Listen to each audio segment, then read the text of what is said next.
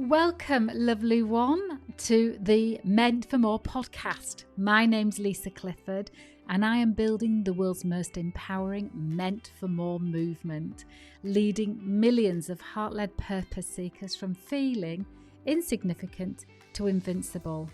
So I truly hope you enjoy this next episode.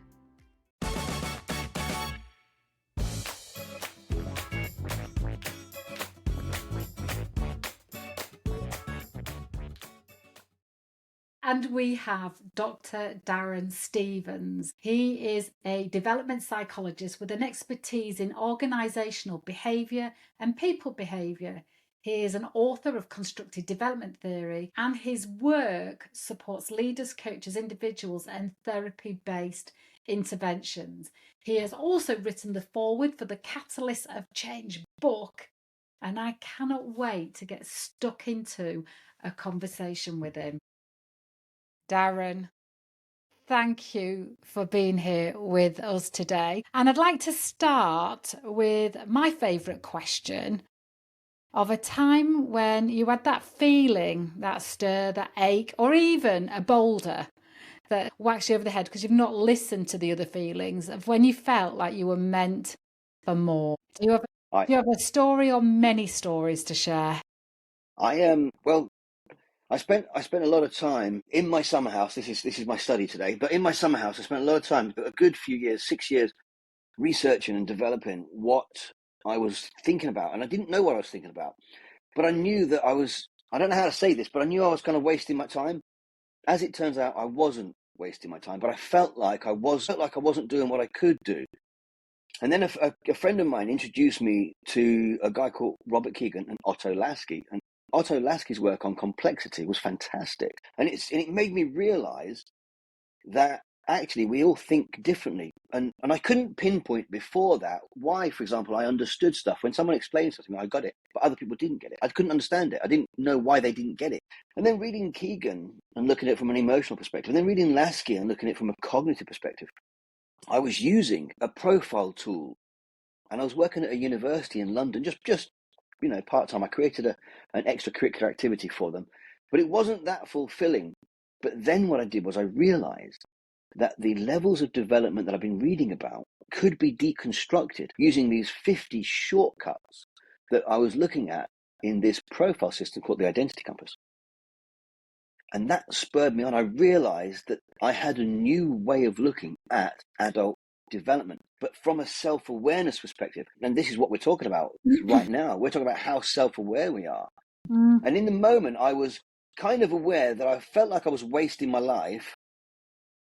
And then I went to talk to a lecturer in Coventry, because I was working at Coventry in London just by pure chance. So I went to talk to a lady, Professor Gale, in Coventry, and told her I'd like to turn it into a PhD. And she said, yeah, all right. And from that moment, I knew my PhD gave me a phenomenal purpose. I can't describe to you how the PhD focused my thinking, focused my life, really. Do you know what I mean? What were you doing then that you thought you were wasting your life? What were you actually doing? Was it a job? What was it you were doing that day? I volunteered for a TV show, and it was about how people spend their money. And you can't really tell, but this is an old Victorian house with high ceilings. And we appear to be wealthy. We're not wealthy. But the way we were portrayed in the TV show was that Darren did nothing. I've got a pool table, right? And I was portrayed as, whilst my wife goes out to work at 5 a.m., Darren's playing pool in the summer house, wasting his life, right? They didn't mention the research. They didn't mention anything else. But it was that portrayal, it was that perception of, Darren, what are you doing? That wasn't, I understood why they did it. They did it for clickbait. That's not the word to use for TV, but you get my point, right? They recorded, and if anybody's ever interested in this, they recorded 3,600 minutes of me. They used 10 minutes. That's minutes. That's how TVs work. They made me out to be the bad guy. I would love to redo that TV show and show them what I've come up with now, but, so be it. It is what it is. What was it called? Britain's Spending Habits with Anne Robinson. Please don't watch it. Please don't watch it. It's terrible. Of course, we're compelled to now. I know, right? Exactly. So was it that you were seen in a light you didn't want to be seen in, or was there something in it that you were watching that you thought you're wasting Yeah, I was. unfulfilled potential? All my mates took the mickey out of me because I was literally at home doing, as far as they were concerned, nothing. Right? I'm doing nothing. I'm sat at home. I'm playing pool, playing video games. I wasn't playing video games. What I was doing. Okay, so what I was doing was researching Keegan and Lasky and development and philosophy and levels and trying to work out how it all worked. Because even before I did my PhD, I had the idea for my theory. My theory is called constructive development theory, and it's how aware we are of our construction of self in the moment. How does Lisa present herself now? Is Lisa completely at choice in how she comes across? I'm going to guess you're at choice. I was doing that, but the perception was from my mates that your wife earns more money than you. You can afford to stay at home. You're dossing and you're stealing a living, or whatever the words are. Only when I kicked off the PhD did I realise that I actually had quite a lot of contribution already. And that's what it boils down to. It's about what is my contribution. So now you go back to your very first question. It's about what is my contribution. Yeah. And sitting in the summer house, I wasn't contributing. Now I feel I am, but now I can see the connection between what I did for a few years in the summer house to what my outcome is with my research, my PhD, my institute. My research is in like 7 languages. I see the connections now, but at the time, I couldn't see it.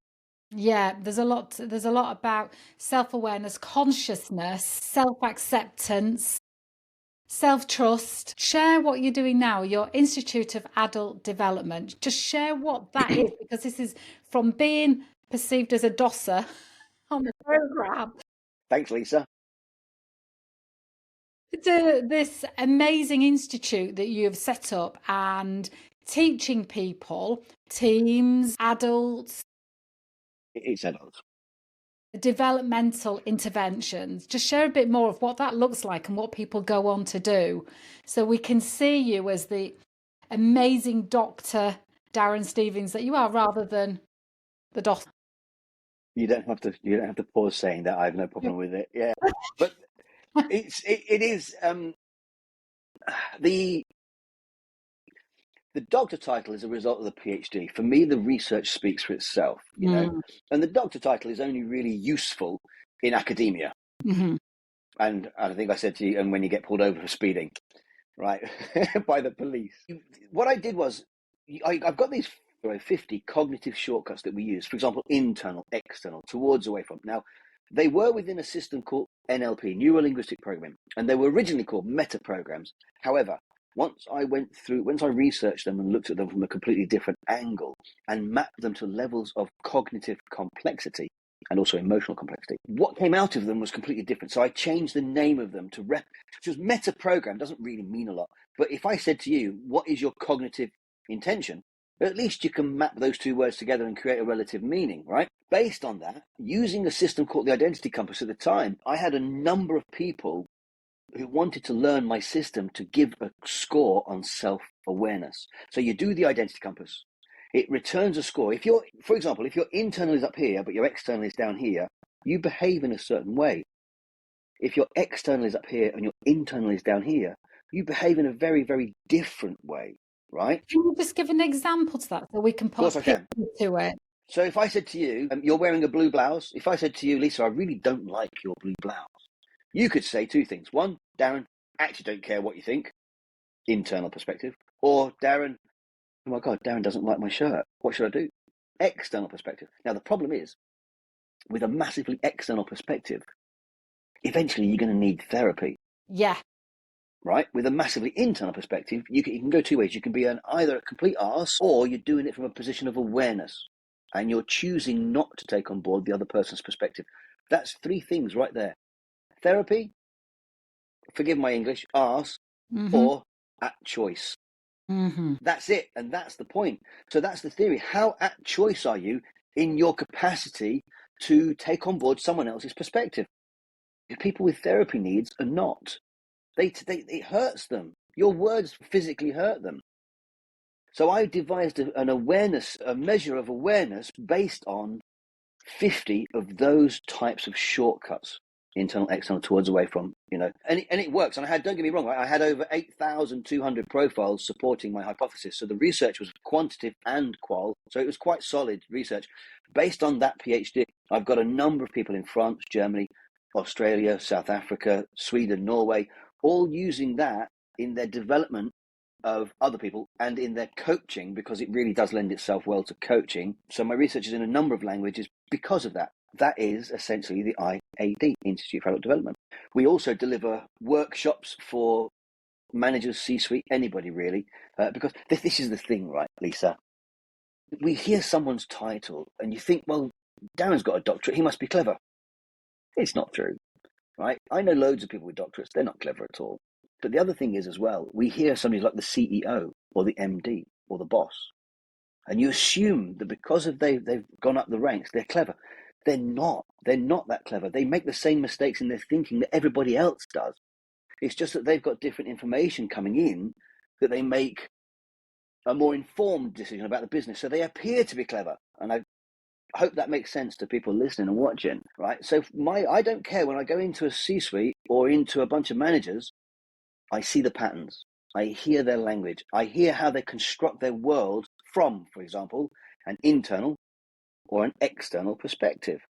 Once you listen for the patterns, it doesn't matter whether they're the president of the United States, let's not use that one, or or let's say they're Elon Musk, or they're me, or they're you, or they're my 12-year-old kid, whatever, it doesn't matter. We understand how they represent themselves in their language and their construction. That's key for me. Yeah. What are the similarities that you see in CEOs that wouldn't be obvious to teams? Great question. Long-term thinking, abstract thinking, and their capacity to step back, step out of their limitations and look at it from a different angle. Now, that all sounds very obvious, but we don't do it. Using my research, people know if they're internal, the example I've already given you. They know. What they don't know is if they're abstract, if they're global. What's the big picture thinking? Or do they focus in on details? And I've got a book coming out called, well, the first one's called Thinking Deliberately. It's nearly finished. And it's called Thinking Deliberately because we don't.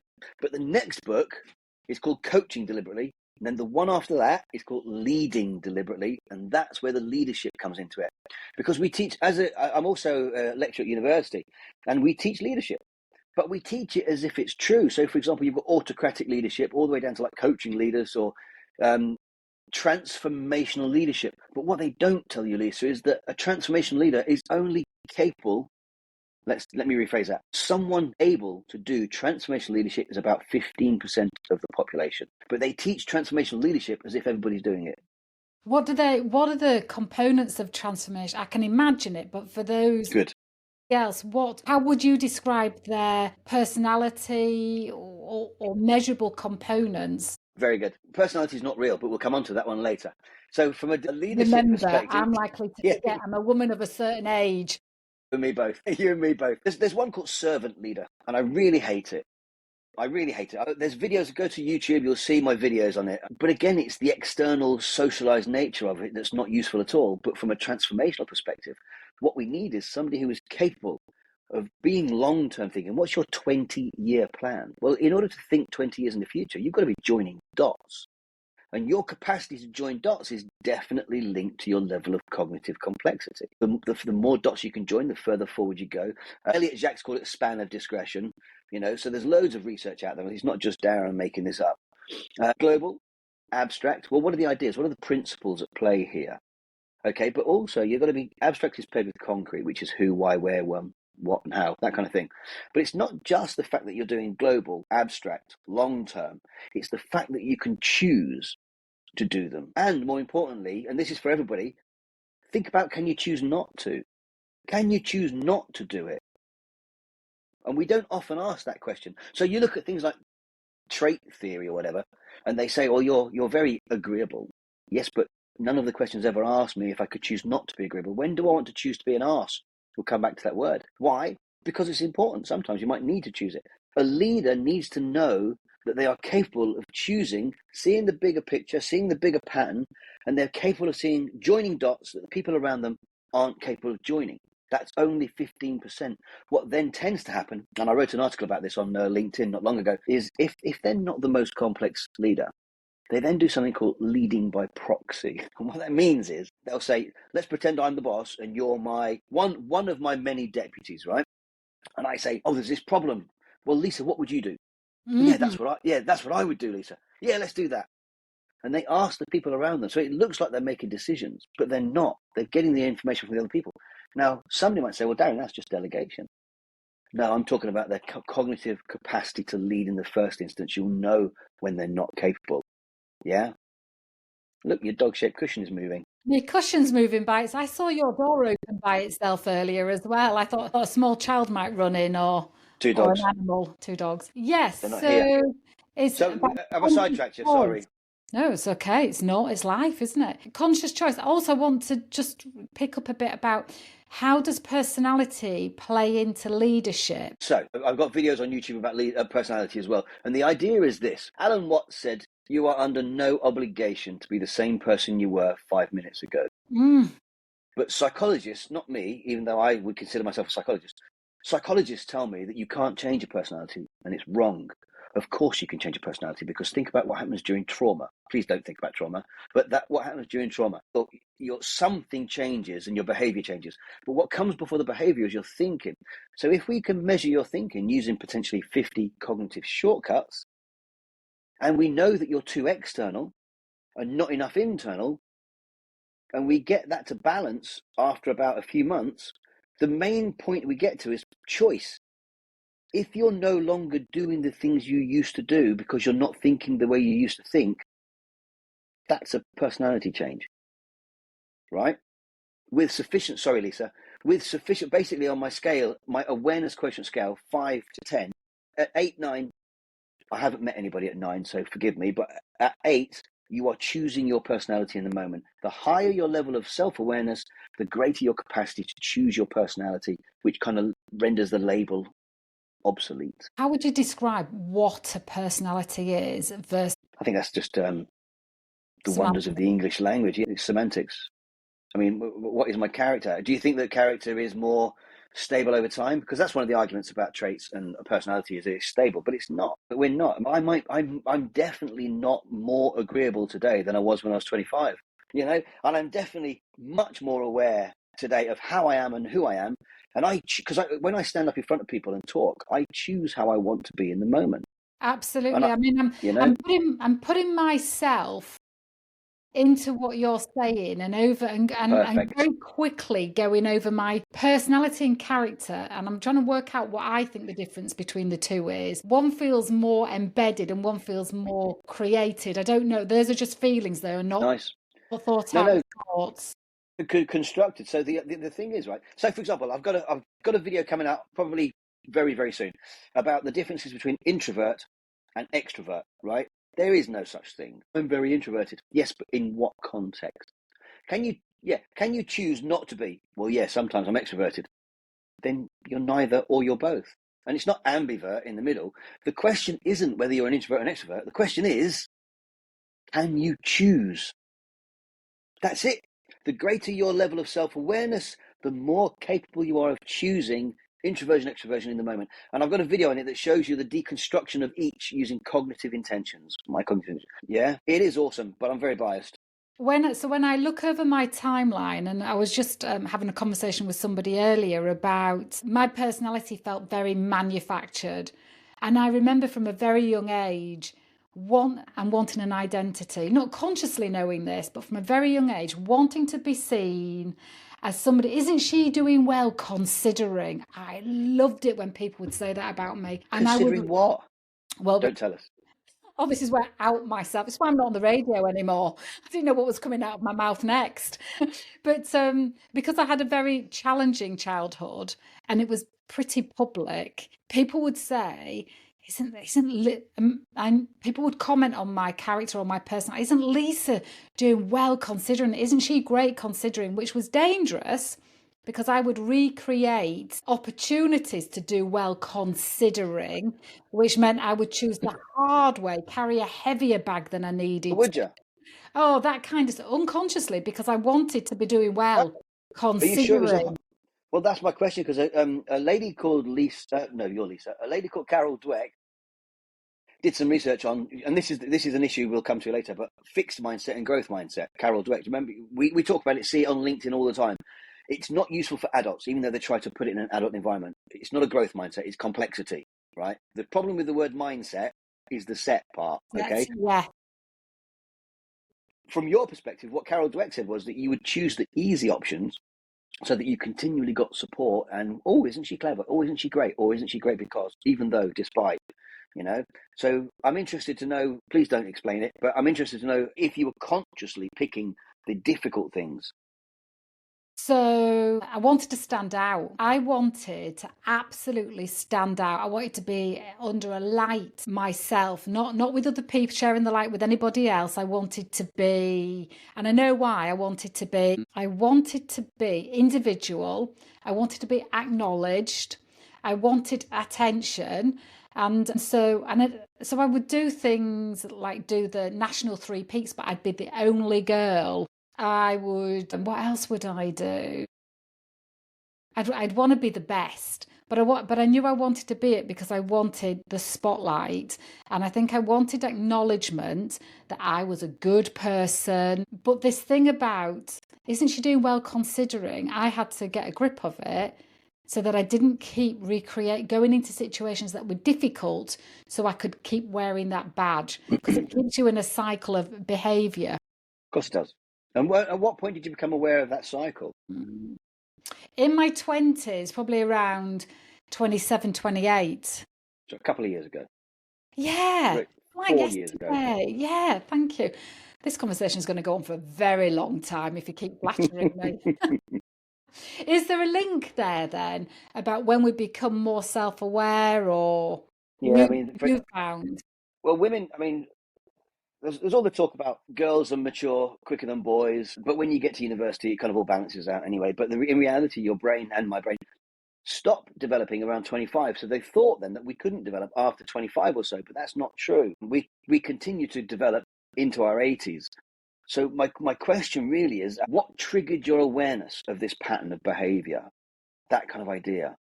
I can't remember what triggered it. I do remember thinking, don't know. I think it was the discomfort of thinking that I always had to be in a difficult situation. Away from, perfect. Yeah, That's an away from strategy, which is yeah. one of the cognitive intentions. But I love towards.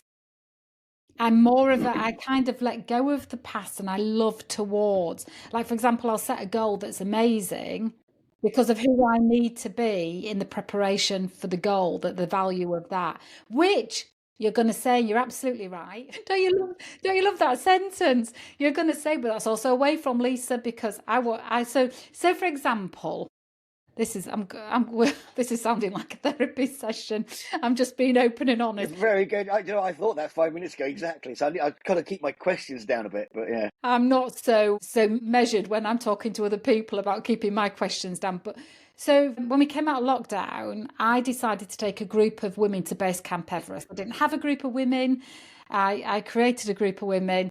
So I wanted this goal that I would come out of lockdown empowered. I'd been shrunk and I wanted to come out in a way that required me to show up in my own life fully and wholly, to be light and bright, something to exercise for, which is a towards motivation, but it's, as you're quite right in thinking, I'm guessing you're thinking. I am a doctor. And thinking is necessary, and your free will, obviously, and deliberate thinking. But I was wanting to get away from feeling small, feeling disempowered, feeling manipulated by whoever, the government, feeling unloved, undervalued. So I was moving away from that, but I was putting all of my focus on where I was going and who I needed to be. Can you dismantle that for me, Doctor? I think, yeah, I can. I mean, but we don't want to do it on camera. No, I am more broken than I thought. No, you're not. See, this is the point, you see. And again, you're looking at your Growth. contribution. Yeah, Yeah. it's definite growth. But the idea from an away from perspective towards an away from perspective, it's not that you are towards or away from. It's that you have the capacity to choose it. Yeah. Can you choose not to? Right. So now, as you know your pattern, as you figured out your pattern, you're more capable of choosing not to. Does that make sense? And that, to me, is high level thinking.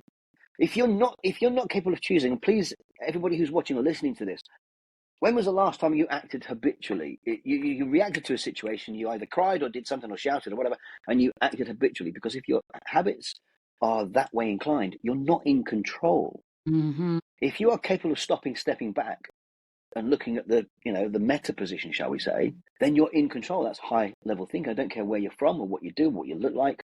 You're measured, you're deliberate. So now we get to the point why my book is called Thinking Deliberately. I love that. I want to talk about it. By all means. Yeah, so let's ask that, Lisa. How deliberate is your thinking? She says, demonstrating it. I like to think I've done a lot of work on it. Like I choose what I think much more than I ever did before. And I choose my perspective by nowhere near the finished article that won't ever Never will be done. But I choose what I think because I know, and if I have a thought that feels uncomfortable, I wear another thought and see how I feel with it, and whether I feel like I'm lighter, brighter, whether I can take action, whether I can. So what you're saying, right, is in my theory we have 4 pillars: intention, awareness, choice, response. Intention, awareness, choice, response. What's your intention in the moment? How aware are you of that intention? What choices does that awareness create? And then can you choose your response based on the 3, right? Now, what you're saying is your intention is relatively aware. You know what you're talking about, right? So your awareness of your intention is key. And then you start to choose, and then you respond accordingly. So you are living the 4 pillars of constructive development theory: intention, awareness, choice, response. That, for me, is high level thinking. Now, when we look at it from a coaching perspective, one of the reasons for creating the institute, was because things like the ICF, the EMCC, they couldn't validate my approach. And my approach is based on levels of development, right? We need to ensure that the coach is always a level above the client. They don't do that. So when we look at it from a cognitive intention perspective, maybe you've got 3 cognitive intentions out of 50 that really are out of balance, right? We coach based on those alone. I don't care what your problem is, because your problem isn't a problem of utility and agency. It's a problem of construction. If your thinking is here, your problem is here, because that's where you're constructing your thinking. So what we do is we work on developing your thinking. So by the time we come back in 6 months, 12 months, don't care, to look at your problem, it's probably disappeared because your thinking has changed. Yeah. So for me, the coaching element, the developmental element, the starting point of a coaching relationship has completely shifted. And as I listen to you, someone trying to coach you now will have to be at least a level above you to get what, pretty much, would have to be a level above you to get what you're saying and understand how to help you. And the help would be in the profile, not in your thinking. Because all this nonsense about, oh yes, all the clients have got everything within them, to fix their own. No, they haven't. They really haven't. If they're here on the scale, then their problems are here.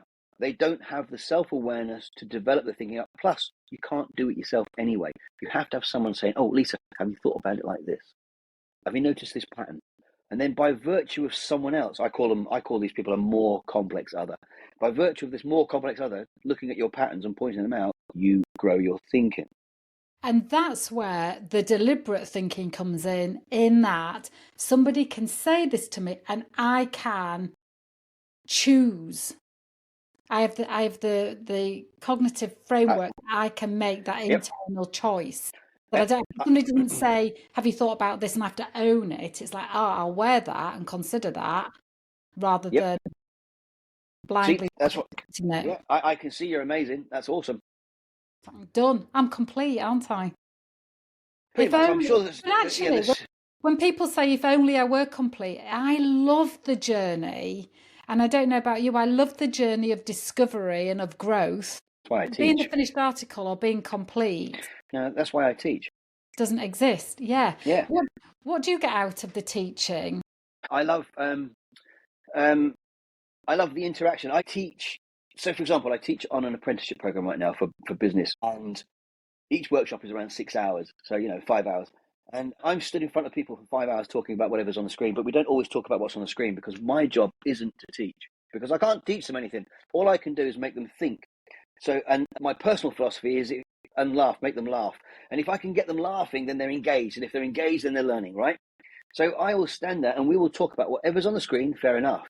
But I will always map it to how they think. And I'm more interested because these guys are not 18, they're 40. They're your age, they're 35, right? And they've got a lot of effort. They've got a lot of experience. Well, I'm not the guru at the front of the room. I'm just the facilitator to find out what and how they do it, right? Now, it does work out that having a complex mind based on my research, I am able to join dots that they haven't thought about. But that is my entire job as a teacher, as a lecturer, an educator, whether it's in front of a C-suite or students. It's to join dots they haven't thought about. Does that make sense? Yeah, yeah. Well, I'm a really visual person, so I'm imagining that your style of teaching is those slides are there based on I don't really know these people as well as I'm going to know them. So these are my starting point, but where it goes is down to them. Yes, And who you are is down to them. I mean, you'll obviously be yourself, but what you bring out of them, how playful you are, it's an always. alchemy that is a once in a lifetime every time you're in front of a group, even if it's the same group. Is that right? Yeah, it is. And my delivery, my style has won me teaching awards. And I get comments all the time. And if you look on things like LinkedIn, I get students saying, Darren's very tall and handsome. I'm not very tall or handsome. In this chair, I'm 6 foot as well. Yeah, exactly. You just can't tell I'm 6 foot. But it's the way I deliver because nothing should be taken too seriously, which also means that we have, I mean, if I'm teaching master students, invariably they're from all over the world. And they're much more direct about how they think about stuff than we are. And I mean we as in English British people. And so we then play on the taboo subjects that we're not supposed to talk about. But it's only here that we don't talk about them. Everybody else talks about stuff that, it's fantastic. But if you do it and mock them at the same, I mock my students a lot because it engages with them, you know? Yeah. Do you know, I'm just thinking of the benefits of what you're saying to people accessing more of their mind. And I'm guessing that the mocking, the laughter helps remove the resistance that often people can show up with just because they're guarded or wanting to protect themselves or these Yeah. ideas with they might get outed in some way. Well, And I can tell the you. mocking levels, everybody. Sorry, go on. Sorry, I can tell you because if you consider where some of my students are from and the cultural differences, culturally, they're not allowed to question the doctor at the front of the room.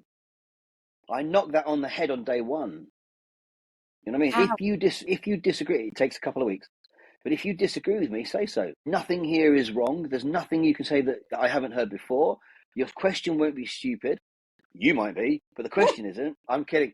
But this is it, right? So if they're from India, Pakistan, Sri Lanka, that kind of thing, they say Doctor. They say Dr. Darren. If they're Nigeria, they say Mr. Darren. It's still respect, right? And then you say no, it's Doctor. You've just failed your first assignment. Unlucky.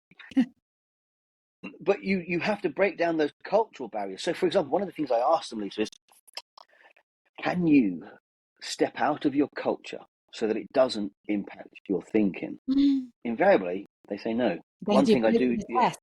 Then do you give them an yeah, of course we do. I give them a test. Let's say I'm teaching a project management module on a master's degree, right? Which I do sometimes. You'll have Africans and Southeast Asians in the room. So you'll have Nigerians, Kenyans, blah, blah, blah, right? Indians, Pakistanis, Sri Lanka, that kind of thing, right? But what you notice is, I've been doing this a while, and what you notice is they all sit on their own continents. So in the room, they'll sit on their own continents on each table. So even before I even meet them, I say to them, I'll sit there quietly, and they've never heard of me, don't know who I am, they don't know anything about me. And I will say, right, there's enough of you now. Where you're sitting now is pretty much where you're going to sit for the rest of the semester. You won't change. Also, please notice who you're sitting with. Do they look like you? So when you come in my room, what do you filter for in the first instance? Do you filter for sameness or difference? They're the same as me. I'm going to go and sit with them. They're different to me. I'm going to sit away from them, right? And this is what I do. And I said, right, this is a project management course. Let's get it straight away. Let's get down to the cultural elements of this. Because once you appreciate that project management is all about procedural thinking, it's a piece of cake. It then becomes about the people that you're managing. And people are invariably the worst, right? So you've got a team. You've got one project. You've got a team full of Nigerians and a team full of Sri Lankans. You have to manage both those teams to get to the same end result. Go. right? It makes them think straight away about the cultural differences of people in a work environment, which is one of the things we teach as well, right? But I make them think about it immediately. And then I take the mickey out of them and say, all you do is you throw something at the Nigerians, get them arguing with each other, leave them to it, tell the Sri Lankans what to do and they'll do it. Project done, right? The Nigerians get it because when they start getting animated, they raise their voices and shouting. They're not actually shouting. It's just what they do, right? And the Sri Lankans are quite placid and compliant, and they'll do whatever you tell them. So you're highlighting a number of things in one small exercise on day one. And then you start to tease apart their culture and start to make fun of it, including my own culture, obviously. And it makes them feel safe. It makes them feel like anything can happen. We can talk about anything. So for the next 11, 12 weeks, they're open and it works, you know. But not every lecturer does that, I'm sure. No, I love it. I love what is the common belief that people come to your teachings with that most gets in the way? Oh, what a great question. And I know it's a great question because I'm actually having to think about it. I'm thinking about it for myself as well. I mean, I will be listening to your answer when you eventually get it. It's difference. We think we're different. And because we look different, because we're black, white, brown, yellow, pink, green, blue, purple, or whatever colour we are, that's the first thing we see. So we automatically make assumptions about someone based on what they look like, the colour of their skin, the colour of their hair, whatever, right? But when you look at it from a CDT perspective, and this is how I explain it to my students, when you look at it from a developmental perspective, what does an idiot from Nigeria think like? What does an idiot from England think like? One's black, one's white, but they're both idiots. And they both think in roughly the same way. Low level, what's in it for me, automated, habituated behaviors, quick to temper, whatever the words are, right? And when you get over the fact that everybody might look differently and culturally we have some differences, fair enough. Actually, we can deconstruct the thinking of anyone from anywhere using the 50 cognitive shortcuts, because there's a billion profiles using my system, way more than 16 from the MBTI, for example. And I've got data on people who are bicultural. So, for example, somebody who is both Spanish and German, right? What they do is when they do a profile in Spanish, they think a certain way. They construct their thinking in themselves in a certain way. Then when they do it, let's say 6 months later, they do the same profile again, but in German, they construct themselves differently, right? So in Spanish, they're much more laissez-faire with time, but in German, they're much more procedural and efficient. And I'm not kidding. Those are stereotypes, but they're true. So when you explain that to an Indian person and an African person, wherever they're from in Africa, yeah, you look different, but you pretty much construct your thinking in the same way that I do, and I'm from England. Yeah. So it's the initial difference. Actually, what unites us is our thinking. Is that okay? Yeah, it is. And in the book, you share about the growth begins when we embrace the complexity of who we are and commit to evolving beyond it. How do people usually meet that opportunity? You know, is it circumstantial? Is it like life's created a catalyst? Is it for growth? How do people usually meet that opportunity of evolving beyond? So it depends on the context, because sometimes it could be if it's work. I've got a friend who's got a number of coffee shops, right? Like 20, quite a good number. So I asked him, I said, how do you cope with the complexity of running 20 coffee shops and everything else that goes with it? 1, 2, 3, 4, 5. You personally can cope with the complexity of 5 coffee shops, no problem at all. How do you cope with 20? And he says, I've got an application, a computer program that deals with the complexity for me, right? So he has overcome what could have been a complexity nightmare from a running perspective for his specific thinking by using an application that he bought, right? But when you've got bosses who are promoted beyond their capacity, it's called the Peter principle. When you've got these people who are promoted beyond their capacity, they might burn out because the role is this complex and they are this complex. So they burn out and leave. Other way around, the role is this complex, the person is this complex. They get bored and leave. And again, that's that guy called Csikszentmihalyi. Probably said it incorrectly, but he figured that out. The key is whether it's a traumatic experience for the growth because you're moving away from some kind of pain, or if I'm going to say it's not towards necessarily, but it's whether you're aware of the pain of the growth. Because people like Keegan and Lasky talk about how, and Cook-Greuter and that, they say how moving from level 3 to 4 is painful. But if growth is your objective, it's not painful. It's just part of what you do. Now, in my video on stage transition, in my research paper on stage transition, and the chapter on stage transition, it's actually your awareness of your need to grow that is the key to growth. I know I need to grow. Well, that's not painful. And do you think when people, when they know when they consciously know they're in a growth period or season, do you think those that go through it regularly know, right, there's going to be some symptoms here that I need to be aware of so that I can accommodate them or not be alarmed by them or not opt out of the growth because of them? So what you're talking about now is joining dots. And that's what I said earlier. So the greater your cognitive complexity, the more capable you are of joining. And if you watch the videos or whatever, you'll see the videos. I've got images of this. I've got a slide for everything, Lisa, basically. And it's your greater capacity to join more dots. As your complexity grows, it's not that you can join more dots. You actually see more dots. Yes. Then you join them. You're capable of joining them.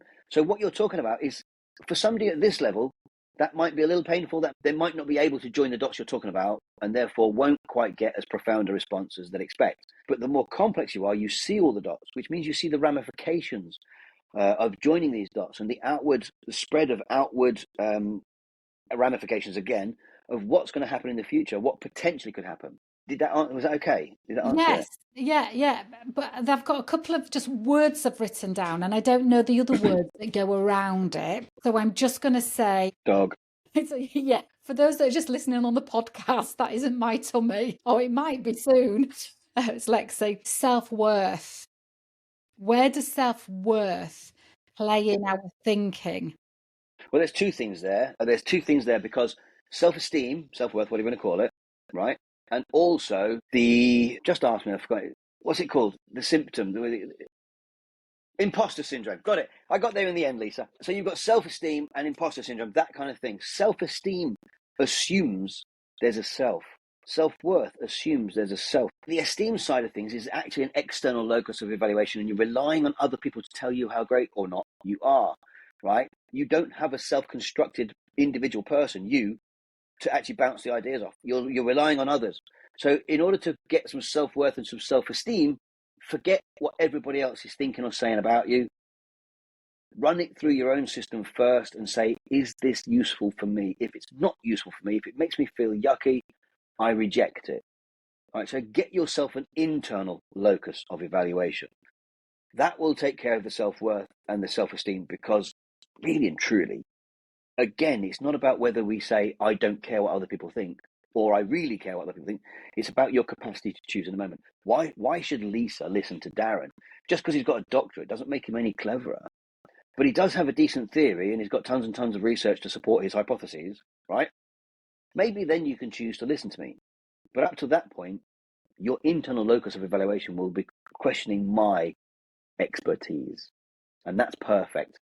So when I think about self-worth, for example, my self-value, or what I've noticed in lots of different environments that I've trained, coached, mentored in, is people's behavior. And again, it's not their deliberate thinking, but I've seen people's behavior where they've removed themselves some great opportunities because I've thought, my diagnosis, not what they've said, has been because they've been treated in such a good way that then their self-worth is not familiar with it, so sabotages it. Yeah, so they're self-sabotaging, but that could be a trauma response and you just don't know about their trauma. Mm-hmm. That's common. Let's say, for example, one of the things I might be researching next is narcissism. I've been in contact with a number of, and it's mainly women, but I do have one man. One guy I'm thinking of is just, scum of the earth. The way he controls and manipulates women, the way he does it, the way narcissists behave and think, and how they do what they do. I am disgusted. You can see it in my face. I am disgusted. There's no laughing matter, is it? No, and I really want to and I've created something called Narc bingo, right? Because it's on my website, it's on the IAD website. But narc bingo, and it's if you hear any of these phrases, any of these things, do your bingo bit and go bingo house, you never talk to them again. Yes. No two ways about it. Don't give them the second benefit of the doubt. You just cut them off and block them. Right, and I've got this. So this is the research that I want to do next. Narcissism, and I've forgotten your question because I've got in my brain now Who about cares what my question was? It's much more exciting wherever you've led us. Well, I want to ask a couple of questions around this because I think narcissism is becoming trauma response. That was it. Sorry, Lisa. It was about trauma response. Yeah. So narcissism, I want you to go through a few of the narc bingo if you see them. The other thing with narcissists, you don't realise that you're talking with a narcissist initially. Sometimes, I'm not going to say always, because in some way you feel engaged by them. They're giving you something, in my experience, they're giving you something, whether it's, I don't know, compliments, but they're basically investing in the supply. Okay, so what they're doing there, they do things like love bombing. Yeah, but it doesn't look like, though. Doesn't look like this is it. It's coming that way. It's just like, yeah, you're such a good presenter. You are up there with that kind of right. Carry and on. Sorry. It's the hyperbole that they use. Hyperbole is used in extremes, right? So, Lisa, I tell you what, you're very pretty, Lisa. I can't believe how pretty you are. Yeah. Right, no, you're playing a role. Sorry. I'm love bombing you. Give me a second. I'm love bombing. Lisa, you're amazing. You're the best person I've ever met. I can't believe I wish I'd met you 10 years ago when we were both 30. And you're so beautiful. And I'm you know what? I think I love you already. I think we should get married. You see the pattern. It's just ridiculous. So what they do is, let's call it love bombing. And there are specific patterns of behavior that they do. So if you wanted to look at it from a narc bingo perspective, really what I've got is some negatives, and it's actually on one of them, on the webpage I'm thinking about, a friend of mine was on a dating site and she thought something was a bit off with this guy. So she just said to him, I'm sorry, I've changed my mind. I don't want to meet you. Right? Mm-hmm. I've changed my mind, which, she's a lady. Ladies change their mind, right? He comes back with 4 or 5 text, really, thanks for letting me know. Now I'll have to cancel it, right? Now that is victim of circumstance of self-pity. Next message, I was really looking forward to it, and now you're telling me after we've talked. Over-dramatization. Just to let you know, I've cancelled it. Wish you'd told me earlier. Playing the martyr. I think you blew me out because you've got somebody else. Projecting their own negative traits. And then a day later, completely ignoring all the BS from the day before, how's your day going? Right? This is why I want to do it from a narc bingo perspective. If you hear anything like that, just cut them off. Yeah. Yeah. And it's patterns of thinking, it's patterns of behavior. But normally the narcs, people say narcs are really clever. They're not really clever. What they have is habituated patterns of behavior that works with humans. I was going to say women in men's cases, but it also works with men. Yeah. You get taken in by it. But I want it to be a preventative measure, not something that's done after the event. Yeah. If you see this, cut them off. Never ever engage with them, because I know a couple of people who have had their lives just completely ruined by narcissists, and I think it would be worth. Don't get me wrong, there's tons of research out there, but not from a developmental perspective, which is obviously where I would come at it from. And I think it's tough for people when they've already developed a relationship that they've got their own habits of wanting to be kind to the person, not wanting just to cut them off, That's called fawning. Yep. But also they wanting to withdraw, extricate them. Is extricate a word? Anyway, withdraw in a way that doesn't hurt their feelings, but all that does, it keeps the web still entangled, and they use it to negotiate with all the time. Well, the narc thinks they'll always be able to get back in. Yeah. They always think they can come in and they'll drop you, ghost you for a year, and then come straight back in and pick up where they left off. But it takes a strong person to tell them to go forth and multiply. Yeah. But that takes time. And let's just talk about a narcissist in a business partnership. It's never their fault. How do you think they behave in a business relationship, a narcissist? You'd make a decision. And what should we do about this problem we've got? You do that. Oh, okay. And then you say, well, what do you mean? What's wrong? Oh, nothing. I just, I wouldn't have done it that way. That's all. But if you want to do it that way, let's do it your way. It's fine. It's language patterns. Yeah. And they use manipulation techniques because they just cast a shadow of a doubt. And then over time, that doubt builds up and builds up and builds up until it gets to a point where the business partner doesn't trust their own decision making. Yeah. Yeah. Does that make sense? Yeah, yeah. Yeah. And where does the labour of work fall? Does the narcissist pull their weight? Or no, of course not. They'll get everybody else to do the work for them, but they'll make it look like it was all their idea and they did all the running around. Yeah, yeah. Yeah. And they want the spotlight then. Look at me, always. And it's always about them. Look at me, look how great I am. Look at what I'm doing for everybody. I'm always doing this stuff for you. You never do anything for me. It's always a one-way relationship with you guys. I'm always doing everything. And in reality, they've done nothing. They just manipulate the situation. Narcissism is such a juicy conversation, but they're dangerous. They're dangerous because you play Russian roulette with your soul when you go into a relationship with a narcissist. It's not something you think, oh, I'll be all right, I can manage it. I'll only see them once in a while, or I'll only speak to them once in a while. They have a piece of you that they will keep feeding back and pulling away. Do you know what the answer is? Experience. Yeah, do you know what the answer is? I'm guessing you do know the answer. It's completely cutting them off. Never, ever respond to them. If they email you, delete. Don't read it, delete it. If they text you, or don't let them text you, block them, full stop. But never, ever give them any information because that drives them crazy. No information. And I learned that the hard way, I'm afraid. Yeah. I think we all have, haven't we? And I think the no contact is sadly the only way. And I think that what we end up doing with narcissists sometimes is understanding their backstory and having... That's all lies. And having, part of the manipulation. Part of the manipulation. You've got to feel sorry for me. It's all about me. Me, which is very low level thinking. Internal, caring for self. So that's going to be your... I'm going to try and do that in 2025. I have an Apple Mac, so I use a thing called Keynote, which is like their equivalent of PowerPoint, right? So for every single thing I've ever done, I've got a keynote for it, right? Mm-hmm. And I've got hundreds of keynotes now. Like I've got a keynote on leadership, which will inform my book on leadership, right?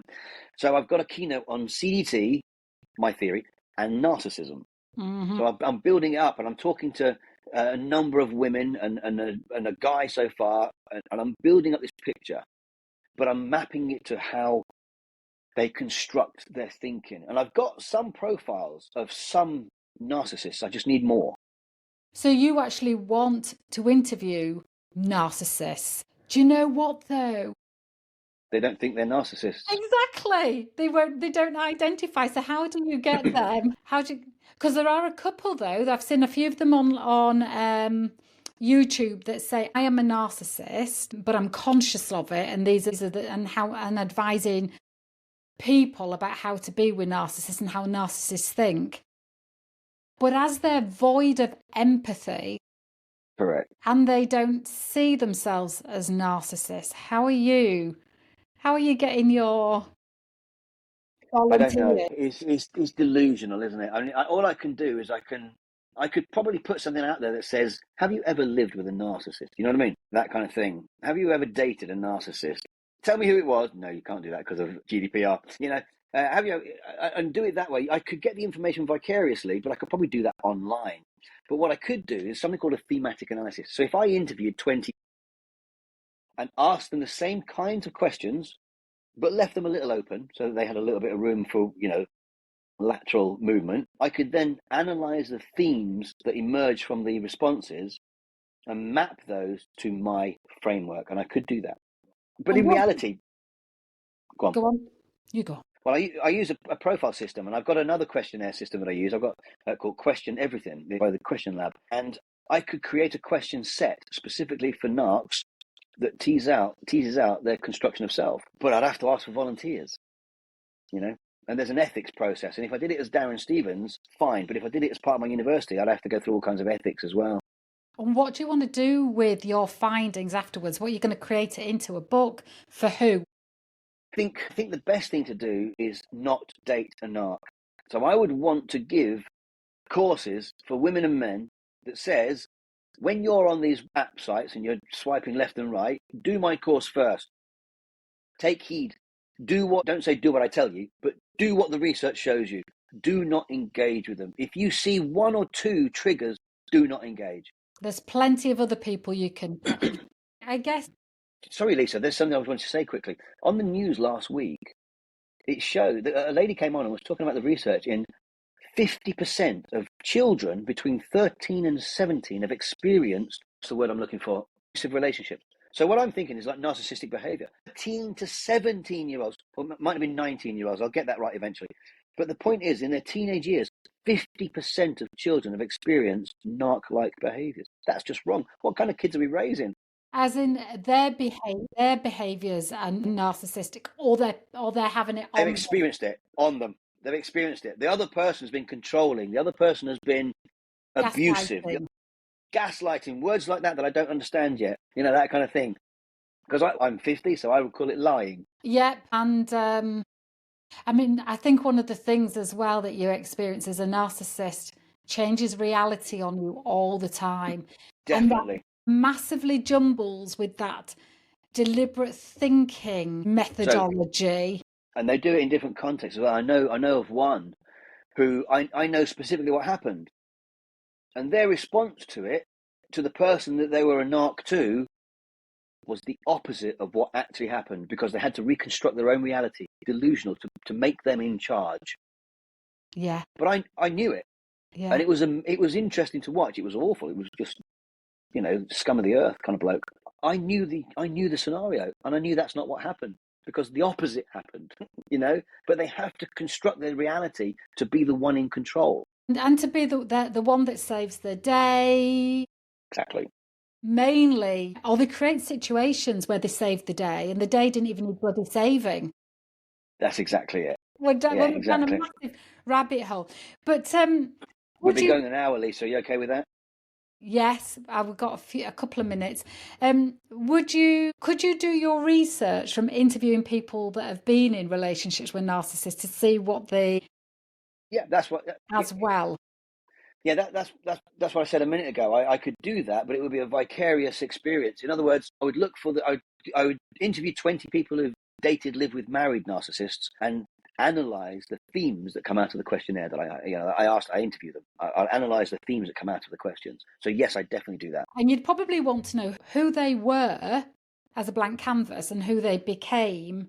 You know, the before and after version of the before narcissist version of Lisa, and the during narcissist version of Lisa, and then the unraveling of narcissists after. There's three. Yeah. There's three periods. That's right. So I mean, if I'm just being enthusiastic for your subject. No, that's fine. I mean, and they love bomb you, and you're the soulmate. You're the best thing since sliced bread. Everything's fantastic until it's not. Until you're hooked. Yes, the moment you have a dependency on any level, that's when I think when the discarding comes in.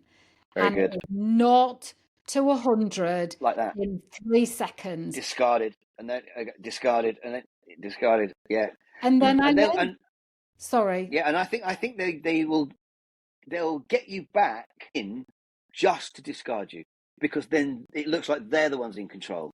Yes. And then there's something though called limerence that I learned about. Have you heard of limerence? I have, but now you've said it, I really can't remember I literally only read about it or talked to someone about a week and a half ago. So can you remember what it means? Lisa speak, yeah.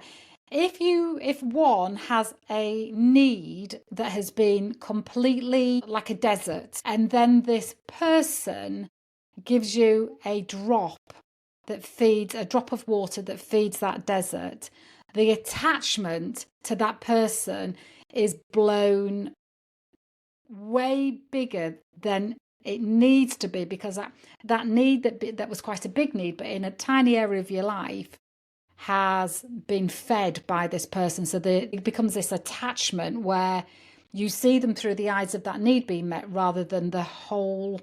Yep. Does that make sense? Yep. Of course it does. It does to me, yeah. Yeah, you place an importance on the fact that but for me, they probably knew that need, because I'm going to be general here, and it's not true, but I'm going to be general on purpose. You get a woman, the bloke's the narcissist. You get a woman who's 40 years old. She's been married for X amount of years. They're not quite as attentive as they used to be. Things are a little bit boring. The narc knows this. It's the same pattern he plays with every 40-year-old woman. He shows them a bit of attention. I mean, a lot of attention. Tells them how fantastic they are. They've never been treated so wonderfully. He's in. He's got the hooks in. And it's not rocket surgery. I'm going to say easy. It's not easy. What I mean is, it's just a pattern he's done 1,000 times and knows what he's doing. And women fall for it. And it's that falling for it that I want to stop. Yes. Yeah, we could talk. I said, didn't I, before? Let's do another one. We'll do another one in a few months' time then. On narcissism. Let's, Darren. Thank you from the bottom of my heart for a very energized adventure of the mind and the soul. I don't know how else to put it. I am so grateful for your time, and we will have another conversation. I'll listen back to this and see where you've healed me in the conversation. You're too kind. Oh, thank you so much, lovely. Thanks a lot.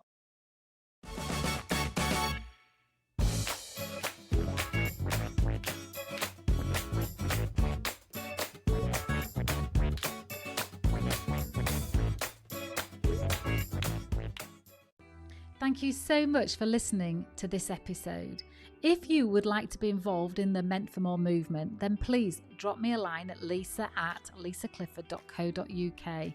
Whether that's you're interested in being on the podcast, taking part in any of the trainings, or would just love to know how you can help empower others, then let's have a conversation. Thank you for listening, and we'll connect again very soon.